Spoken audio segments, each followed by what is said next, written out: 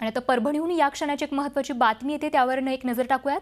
शेतकऱ्यांच्या नावावर परस्पर कर्ज उचलल्याच्या प्रकरणी गंगाखेड शुगर्स अँड एनर्जी लिमिटेडचे चेअरमन रत्नाकर गुट्टे परभणी पोलिसांपुढे हजर झाले आहेत।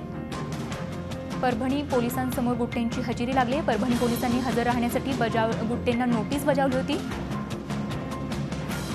परभणी आर्थिक गुन्हे शाखेमार्फत आता सध्या त्यांचा तपास सुरू आहे। आणि संदर्भात गजानन देशमुख आमचे प्रतिनिधी आपल्याला अधिक माहिती देत आहेत। गजानन, काय अधिक माहिती मिळते?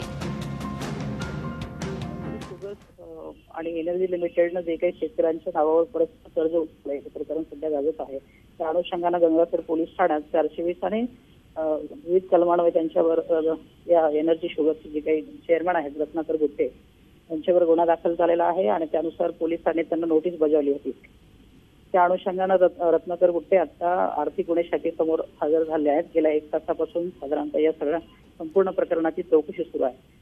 एकदम एवढ्या मोठ्या प्रमाणात 328 कोटी रुपयाचं पीक कर्ज कशा पद्धतीने उचललंय, नेमकी काय कॉर्पोरेट कुठली गॅरंटी दिली आहे का, या बँकांना कुठल्या गॅरंटी दिल्या आहेत, काय वेगवेगळ्या गोष्टी आहेत त्याच्यामध्ये आणि कशा पद्धतीने हे सगळं कर्ज उचललं अशा स्वरूपाची चौकशी सध्या तरी सुरू आहे।